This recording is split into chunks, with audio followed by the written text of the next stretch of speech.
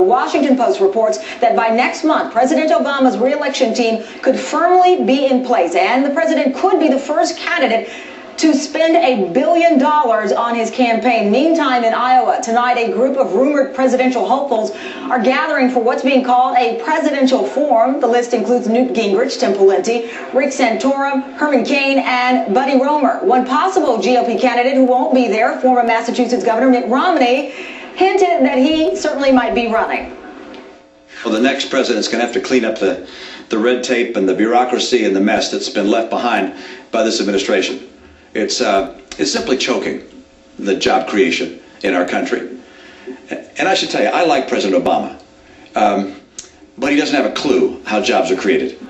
Joining me now, Democratic strategist and MSNBC political analyst Karen Finney and Republican strategist Danny Vargas. Good to see you both together again, of sorts. Good to see you. Danny, I'll start off with you. It's interesting that Romney used the word choking, and some say that's what these Republican potential candidates are doing, and that they're waiting. Dithering was the word used, I believe, in the Washington Post to announce that they plan to run. What do you make of the fact that we've not seen any of these front runners come out knowing what's happening with the Obama campaign?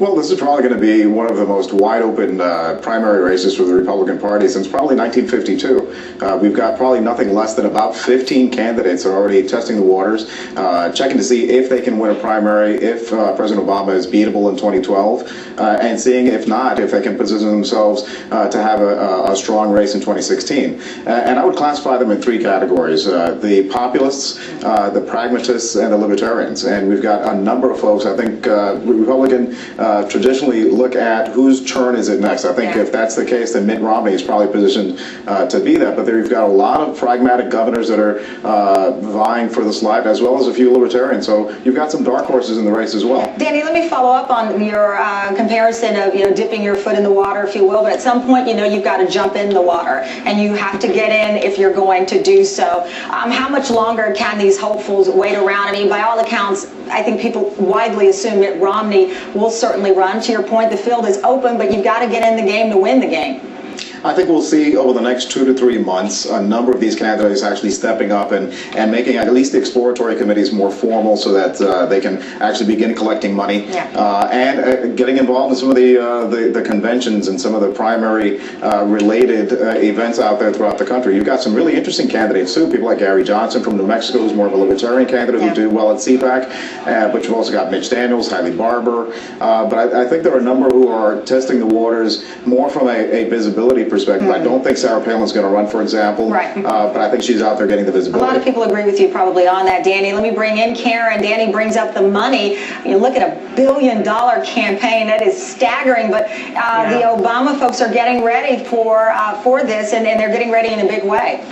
Well, that's exactly right, Tim. I mean, look, I think it's very clear that President Obama and his soon-to-be official campaign understand that this is going to be a tough race, and they're not taking any voter or any vote for granted, and I think that's a good thing. I think they recognize they're going to have to work hard in order, and that whoever the Republican candidate is likely to be quite formidable. And the one thing I'd say on the Republican side, though, is that at some point you also have to get in, because a lot of the big donors get locked up pretty quickly. So, at this point, a lot of people are saying that they might get in just as a matter of, I think, getting themselves on television.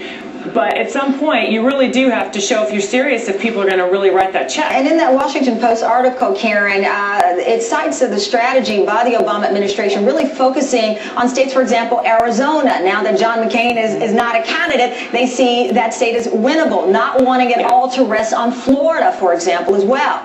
Right, that's true. Well, Arizona was actually a state last time where we actually came pretty close, closer than we ever have before. And one of the hallmarks of the strategy last time was that this campaign was very clear that they had multiple paths to 270, which is the magic number you need to get to win. And again, I think what they're trying to do is make sure that they are well covered to, again, have multiple pathways to get to 270. So they're not dependent on any kind of typical number of states. All right. Let's not forget also that the census figures have come out, and we'll have reapportionment, redistricting that's going to be taking place, and a lot of the states have actually picked up seats, or states that are hurting from an economic perspective. Yeah. So the economy, unemployment, what's happening from a foreign affairs perspective will all have a huge impact, and the demographic shift has been also very important. So some of those states that have picked up seats are also states that have picked up, for example, Hispanic populations. But I think those demographic changes are actually going to help Democrats, not Republicans, if Republicans kind of keep up with the kinds of bigotry that we've been seeing going on. Well, this is the start of the dialogue. We'll see who's right, but in the end, we've got to get a candidate on the other side